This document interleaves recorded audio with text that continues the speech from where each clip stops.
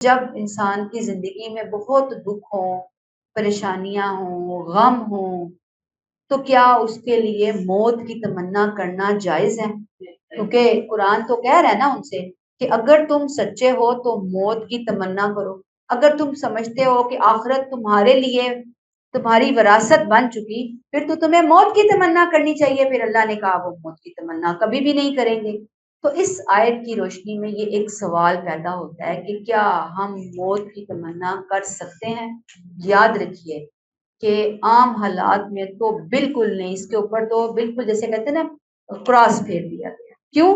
اس لیے کہ اللہ کی طرف سے زندگی کی نعمت ایک دفعہ ملی، یہ نعمت بار بار نہیں مل سکتی۔ زندگی کا ایک ایک لمحہ ہم نے اپنے رب کو راضی کرنے کی فکر میں گزارنا ہے، یہ امانت کے طور پر ملی ہے۔ یہاں کی پریشانیاں، یہاں کے غم، یہاں کے دکھ، یہاں کی محرومیاں، یہاں کی غربتیں، یہاں کی ہر چیز، چھوٹے سے چھوٹی اور بڑے سے بڑی، یہ سب عارضی ہیں، یہ ہمیشہ نہیں رہی۔ یہ بات بہت امپورٹنٹ ہے، ہمیں جاننی ہے یہ بات قرآن کی روشنی میں۔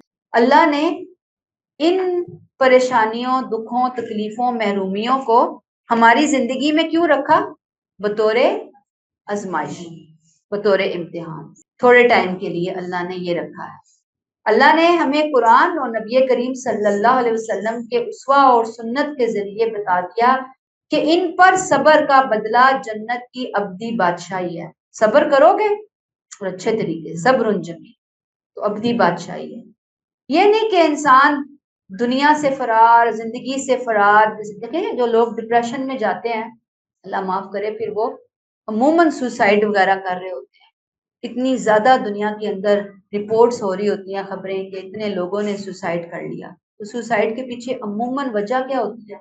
نفسیاتی مسائل تو ہوتے ہی ہیں، لیکن نفسیاتی مسائل آخر اس سٹیج تک انسان کو لے کر کیسے جاتے ہیں جب انسان کے سامنے دنیا اور آخرت کا کنسیپٹ صحیح طور پر واضح نہیں ہوتا، پھر انسان جان چھڑاتا ہے، پھر انسان دنیا سے بھاگ رہا ہوتا ہے۔ تو اب اگر زندگی کے اندر کوئی بہت ہی جان لیوا اور ایمان لیوا بیماری یا تکلیف آ گئی ہے، آ سکتی ہے، تو انسان بالکل ایسا ہو گیا کہ وہ موت کے دہانے پہ کھڑا ہے اور موت نہیں آ رہی اس کو، ایسے بھی ہو سکتا ہے۔